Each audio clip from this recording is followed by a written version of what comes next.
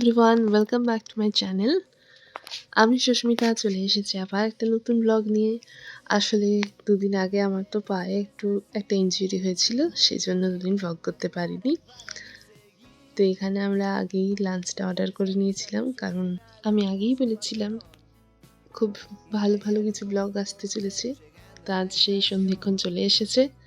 তো তার কিছু কেনাকাটা ছিল, সেই জন্য আজকে আর বাড়িতে রান্নাবান্না করিনি। অনেক কিছু গোছগাছ করার, তারপরে কেনাকাটা করার ছিল, সেজন্য আজকে আর আসলে টাইম পাইনি। তো এখানে এটাই ছোলে ভাটুরে আছে, আর ওইদিকে আছে মশালা ধোসা।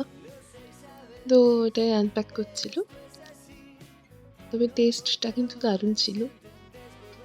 আমরা খেয়ে দিয়ে সঙ্গে সঙ্গেই বেরিয়ে পড়েছিলাম।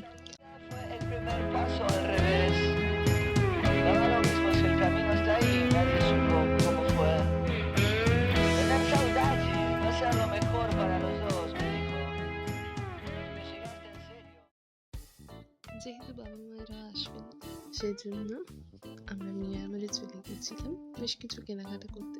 আর কিছু নিয়েও যাব, মানে শুধু কেক পেস্ট্রি নয়, এছাড়াও অন্যান্য কিছুও নেব, সেই জন্য চলে এসেছিলাম। যদিও ডাওয়ে প্রথম গিয়েছিলাম, কিন্তু ডাওয়ের পেস্ট্রিগুলো ভালো থাকলেও এমনি নর্মাল কেকগুলো ভালো ছিল না, বা বেশি কালেকশন ছিল না, সেজন্য আমরা চলে গিয়েছিলাম আমরা মিয়ামারে।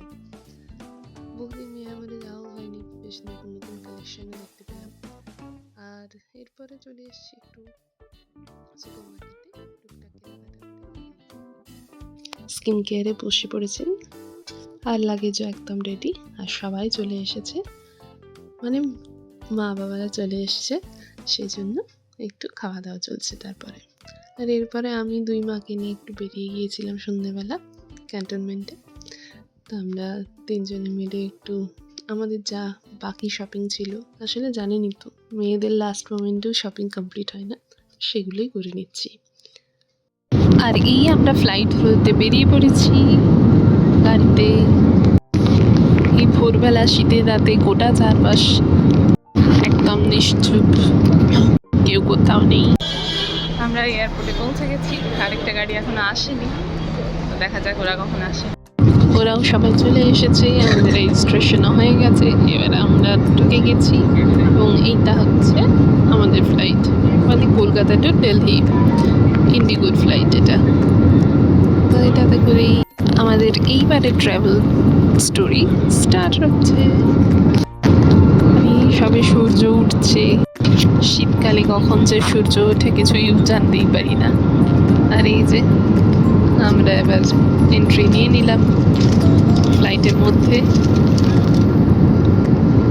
একটু ব্যাকগ্রাউন্ড সাউন্ডটাকে ইগনোর করবেন, কারণ আমি ফ্লাইটে বসে বসেই ভয়েস ওভার দিচ্ছি।